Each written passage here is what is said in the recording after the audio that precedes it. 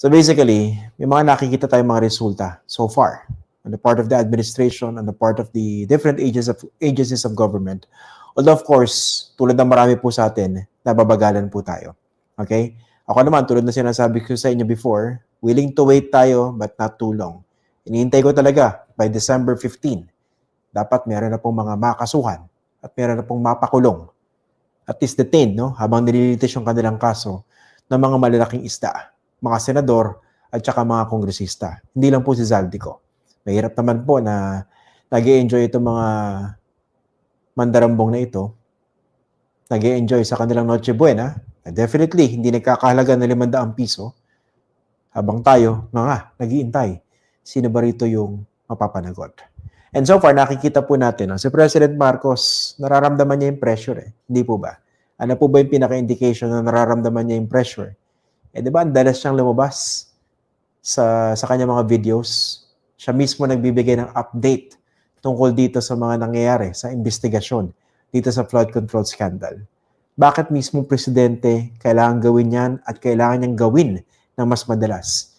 Nararamdaman niya na yung narrative that he supposedly was in control at the start because again, he was the one who put that front and center as an issue, as a centerpiece issue of his administration in his last State of the Nation address.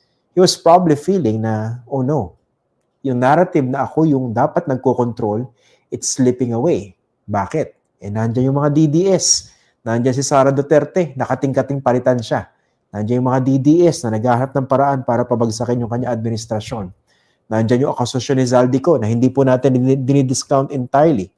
Okay? Pero nakikita natin na nakakaramdam ng kaba, nakakaramdam ng sense of urgency yung Pangulo, kaya kailangan yung gawin yan. Isipin mo, si Zaldico nag-video nag-striptease, di ba? Paano naman yung presidente? Hindi naman pwedeng tahimik ka lang, hindi naman pwedeng puro si Claire Castro yung tagasagot mo dyan. So, kailangan ikaw mismo magsalita. At tama na yun ang ginagawa niya. Pero sa akin, he has to show results. Okay? Madalas na naman siya natanong, no? Or hindi naman siguro madalas. I've heard at least once or twice natanong na siya sa isang press conference kung anong mangyayari dito kay Martin Romualdez. And so far, mukhang hindi naman niya ipagtatanggol, no? Kasi madali namang sumayaw, no? Madali naman sayawan yung tanong na yan. Basically, it would not be difficult to dance around that question. Pero in this case, hindi ko na maalala mismo kung sinabi niya. Pero sinasabi niya, lahat ng mga dapat managot ay managot. Napaka-importante na itong pinsan niya mismo ay mapanagot, makasuhan. Okay? Pero syempre, we understand the difficulty of gathering evidence regarding this. And sa akin po kasi, diba ito yung argument ko from the very beginning, at alam po yun ng mga nasa Kongreso. Pwede ba namang si Zaldico nakapag-insert ng sangkatutak na kung ano ng mga insertions sa budget? Hindi alam ng speaker. Tao niya yun eh. Hindi po ba? O ngayon, sumabog tong issue na ito. At dinidikit nila mismo sa Pangulo. Ako, I would still wait for more evidence that would definitely nail the president kung totoo mang meron siyang kinita rito. Pero sa akin, ang nakaka-bad trip na isang issue rito yung allocables eh. Hindi po ba? Kung presidente ka, alam niyo po sa sistema natin, napakalakas sa isang presidente. Diba? Kaya nga hawak niya sa leeg yung mga nasa mababang kapulungan, diba? Ayan, papalit-palit ng administrasyon niya. Mas madaling kontrolin ng presidente nakaupo yung mababang kapulungan kumpara sa Senado.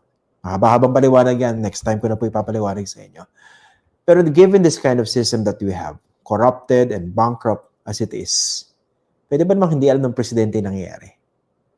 Or kung sakaling hindi niya alam, what does that make him? Wala siyang paki? Incompetent? Pinabayaan yung speaker na gawin yung mga ganang mga bagay? So, yung mga ganyan tanong, maganda, sagutin niya yung squarely. No? Pero in the end, ang pinakatinutumbok mo natin dito, lahat ng mga dapat mapanagot, dapat mapanagot. Okay? And we understand the sentiment of a lot of people na sinasabi nila, until and unless his own cousin is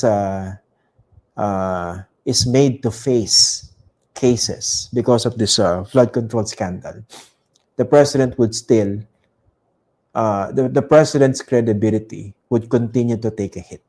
Pero again, syempre, iniisip din natin isang banda, no?